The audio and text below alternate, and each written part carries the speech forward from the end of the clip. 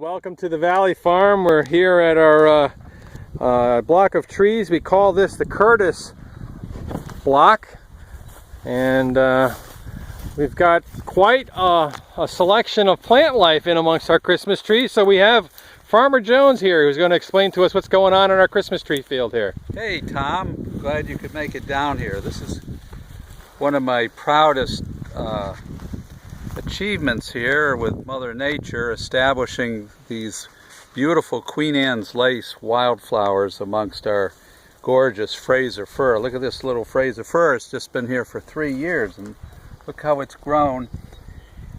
We started with covering the whole surface of the soil with compost, soil enriching compost, and then we allowed the Queen Anne's lace to go to seed, and look at that, it's just amazing the crop of it this year.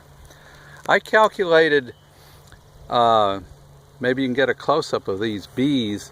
There's over 1 million bees in the fields down here. Most of them honeybees, but there's all kinds of wild bees, and the beauty of Queen Anne's lace and some of the other wildflowers we encourage, they don't draw a lot of water from the soil and they shade the soil. The Fraser fir loves a cooler, moist soil. The other very important aspect of the Queen Anne's lace is it's a perfect host plant for beneficial insects that attack the various mites and other adverse insects in the trees. So look at that honeybee right there. That's one honey of a honeybee, and they're just so incredibly happy in this field, and the trees are happy, and that makes me happy.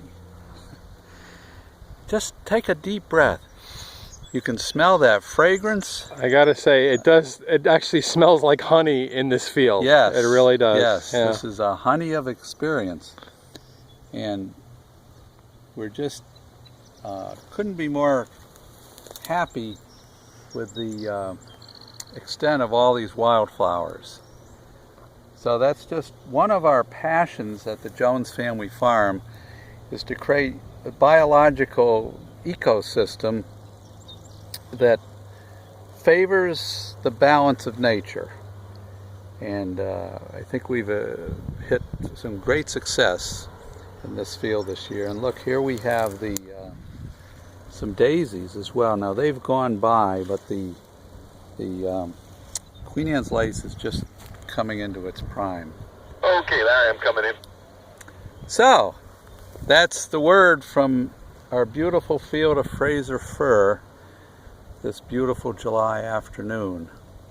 Terrific. Well, thanks so much for showing us what's going on out here in the Christmas tree fields, Terry. Another thing I'd point out, this is an extraordinarily robust,